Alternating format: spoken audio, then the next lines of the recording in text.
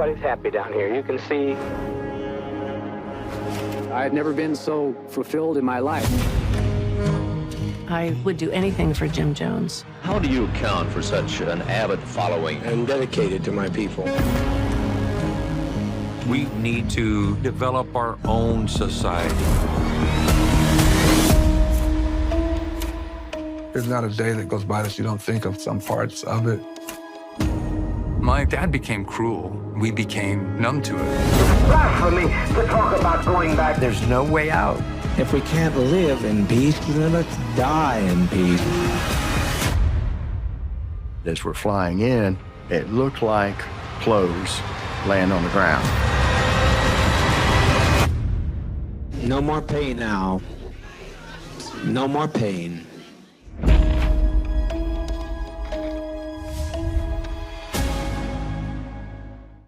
Hello, everyone. My name is Heather Hurt with the NRW, where nerds rule the world, and that was a trailer for National Geographic's cult Massacre, One Day in Jonestown, arriving on Hulu on June 17th.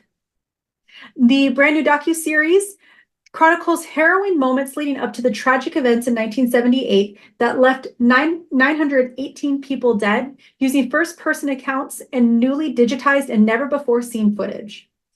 The series features actual accounts from former People's Temple members, including Leslie Wagner Wilson, Yolanda Williams, former members of Congress, and aides to the U.S. Representative Leo Ryan, who was unfortunately lost during the events, former Washington Post foreign correspondents, special operations members, and of course, if you've seen recent documentaries about Jim Jones or the Jonestown cult, or the People's Temple cult, you've probably seen Stephen Jones, who is one of his children, talk on his father's absolute lunacy.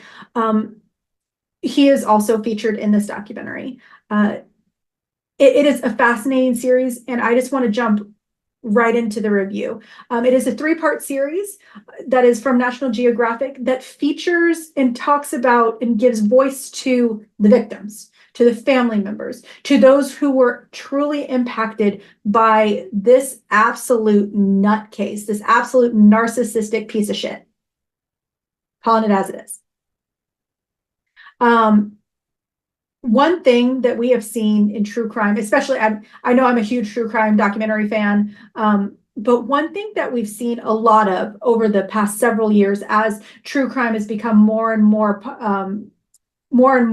of a fandom built around it is we see documentaries and conversations about the villains. We're going to call them that, the murderers, the evil human beings that take advantage of innocent people, who murder and destroy the lives of innocent people. And over the past couple of years, especially over the past 24 months, we have been seeing a shift. Instead of giving them room and more celebrity, we are giving the victims voices. We are hearing from the victims. We are getting their stories. We are hearing from the families who lost people. We are seeing a humanization of the victim, and it's wonderful. And this documentary series actually does an incredible job at that. There are unfortunately not enough survivors of this situation. But what we do get is we get a very personal perspective. We feel the angst, we feel the disappointment, we feel the loss. There is one moment in the documentary. I want to say this is going to be a spoiler-free review because I really can't talk about it too much. But in reality, if you have seen any other story, if you have read about the Jonestown Massacre, this isn't going to be.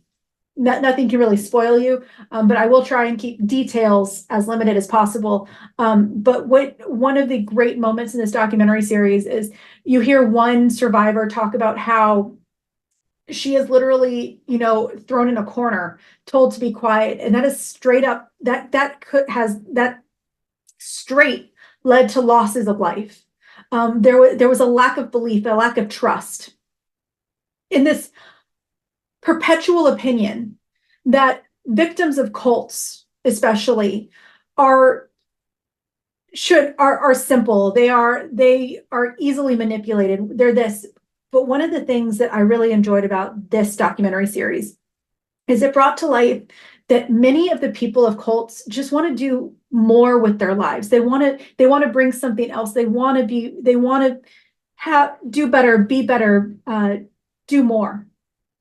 They want to be part of something bigger. I mean, that's how nearly 1,000 people, including women, innocent women and children, innocent men, innocent everyone in between, how they lost their lives. It's because they wanted to be part of something bigger and greater. And that humanization of the victim, that personal point of view, really, you really feel it in this documentary. Nat Geo, I think, is currently doing some really great work with a lot of documentaries like this. I actually did a review for Erased, World War II's Soldiers of Color. I did a great interview with an executive producer and an interviewee, where it was very similar. Nat Geo has got a lot of series that are like this, where we get to see the person that were behind this, not the monster. We get to see the people. It is a 3-part series. It is a little bit long for a documentary. A lot of people are looking for, that solid one movie. I liked the pacing of this. I liked the length. One thing that we're seeing, another thing we're seeing a lot of, and I apologize because it's the same parent company.